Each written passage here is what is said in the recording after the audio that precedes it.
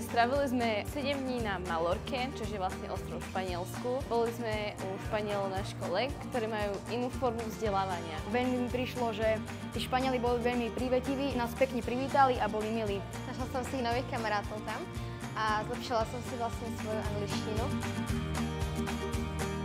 Snahou našej školy je vlastne poskytovať deťom moderné, inovatívne vyučovanie založené na badateľských skúsenostiach a to nás viedlo aj k tomu, aby sme sa zapojili do projektu Erasmus. Tento školský rok sme si vybrali environmentálnu tému, čiže vlastne podporovali sme rôzne environmentálne aktivity. Sme boli na pláži, kde sme čistili, boli sme tam vlastne my všetci Slováci aj so Španielmi.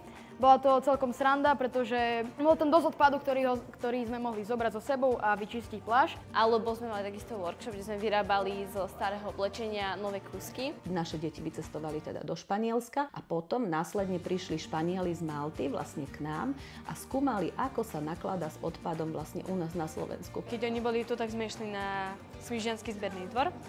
A tam nám aj oni povedali niečo o tom, nejaké zaujímavosti a tak. Boli sme napríklad na Tomášovskom výhľade, alebo sme sa všetci stretli a zobrali sme ich na bowling. Takisto sme im poukazovali celý východ Slovenska a také zaujímavé pamiatky. Celkovo sme si mali hry, celkovo sme sa vlastne zabávali a poukazovali sme všetko, čo robíme doma. Zo Slovenska ako tak celkovo sa im nás páčili Tatry kvôli tomu, že oni tam vlastne nemajú ľad ani sneh. Detičky, ktoré prišli zo Španielska sem, priniesli veľa aj tým, ktoré ostali tu a vycestovali vlastne do Španielska.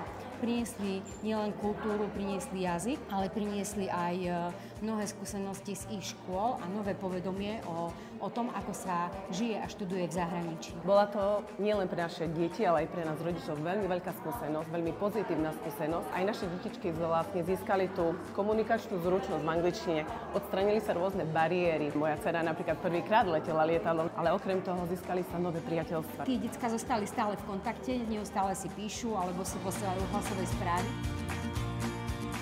Túto aktivitu sme začali prvýkrát tento školský rok a je to možno trošku aj netypické pre základné školy, ale zatiaľ máme len pozitívne ohlasy a výborné skúsenosti. Naše deti vycestujú znova do zahraničia, tentokrát to bude Francúzsko, následne prídu Francúzi potom k nám, no a na budúci školský rok sa zapájame do projektu znova a znova by sme chceli podporiť vlastne úplne inú tému, nebude to environmentálna téma, ale to si ešte necháme pre seba. No a samozrejme v projekte Erasmus chceme pokračovať a podporovať takéto aktivity. Bolo to super a určite sa ešte zapojíme aj na strednej škole.